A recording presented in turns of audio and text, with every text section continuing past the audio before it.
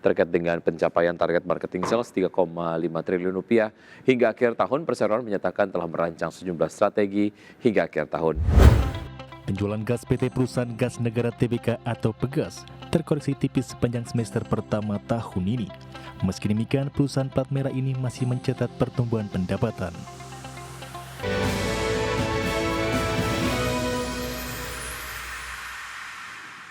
Pemirsa, terima kasih Anda masih bersama kami di Market Buzz. Pemirsa, emiten properti PT Alam Sutra Realty Tbk mengejar target marketing sales sebesar 3,5 triliun rupiah hingga akhir 2025 dengan meluncurkan produk baru hingga mengoptimalkan momentum insentif PPN DTP. Direktur Alam Sutra Realty Lilia Seti Prawarti Sukoco menyampaikan realisasi marketing sales sepanjang semester 1 2025 mencapai 1,4 triliun rupiah atau 40% dari target 2025. Sementara itu, terkait dengan pencapaian target marketing sales 3,5 triliun rupiah hingga akhir tahun, perseroan menyatakan telah merancang sejumlah strategi hingga akhir tahun. Strategi tersebut diantaranya dengan mendorong penjualan stok dan mempersiapkan peluncuran produk baru pada kuartal 4 tahun ini. Selain itu, dalam merespon tantangan pelemahan daya beli, perseroan akan melakukan diversifikasi produk berdasarkan segmentasi dengan range harga 1 hingga 2 miliar rupiah, 2 hingga 4 miliar rupiah, dan segmen high-end di atas 16 miliar rupiah.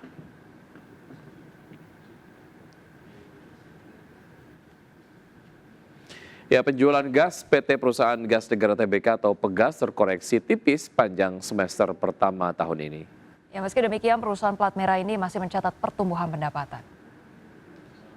Kemarin pas Penjualan gas PT Perusahaan Gas Negara Tbk atau Pegas terkoreksi tipis sepanjang semester pertama tahun ini.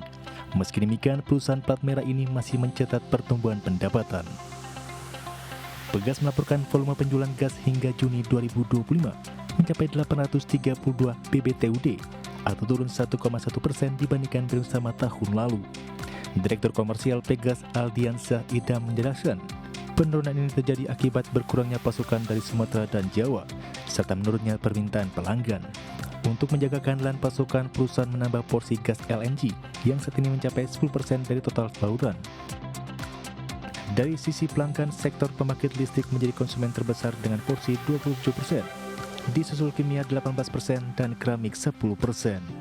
Pegas juga melaporkan kinerja positif di segmen transmisi gas yang naik 10% menjadi 1.627 mmHCFD, serta regasifikasi yang melesat 24% berkat peningkatan kebutuhan listrik dan industri pupuk. Meski pendapatan perseroan tumbuh 5,43% menjadi 1,94 miliar dolar Amerika Serikat, laba bersih Pegas merosot tajam hingga 22,6% menjadi 144,42 juta dolar Amerika Serikat. Penurunan utama terjadi pada segmen hulu yang tertekan oleh turunnya produksi migas hingga 22% di blok Pangka. Berbagi sumber untuk IDX Channel.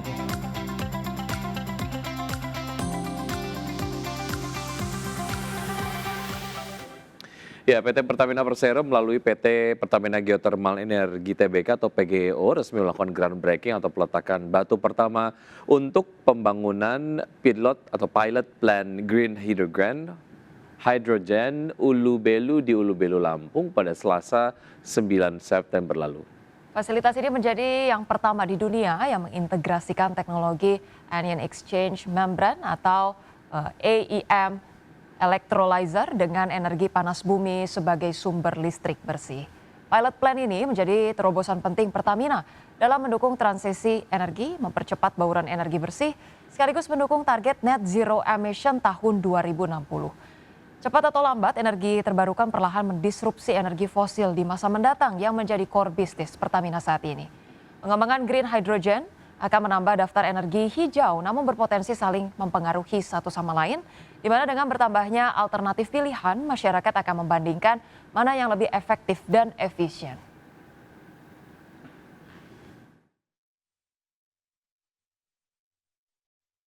Pemirsa, terima kasih Anda masih bersama kami di Market Buzz. Pemirsa, indeks harga saham gabungan atau IHSG berhasil rebound di perdagangan Rabu usai mengalami pelemahan dalam di 2 hari perdagangan di awal pekan. Kebangkitan IHSG ditopang penguatan saham perbankan Big Caps di tengah asa dovish the Fed masih terjaga. Dikutip dari data RTI, Indeks Harga Saham Gabungan atau IHSG ditutup menguat 0,92% di level 7.699,007 di perdagangan Rabu. Penguatan terpangkas karena secara intraday, IHSG sempat menguat di atas 1% dengan menyentuh level intraday tertinggi di level 7.726,377. Indeks sektoral dengan kenaikan terbesar sektor keuangan menguat 1,33%, sektor barang konsumen siklikal naik 1,08%, dan sektor properti dan real estate melaju 1%. Sedangkan indeks sektoral yang mengalami pelemahan sektor teknologi turun 1,38%, sektor barang baku koreksi 0,85%, dan sektor transportasi dan logistik tertekan di 0,55%. Emiten perbankan dan blue chip tercatat menjadi penggerak utama kinerja IHSG. Saham BBCA ditutup melesat 3,05% di level Rp7.800 per saham. Saham BBRI ditutup menguat 2,11% di level Rp3.880 per saham. Telkom menguat 3,28% di level Rp3.150 per saham. Saham Brand ditutup menguat 2,70% di level Rp8.550 per saham.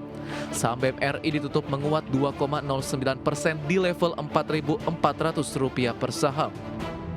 Membaiknya sentimen di pasar keuangan domestik di Rabu menghentikan tekanan yang berlangsung dalam 2 hari beruntun semenjak pengumuman reshuffle Kabinet Merah Putih Prabowo Gibran, termasuk penggantian Menteri Keuangan Sri Mulyani.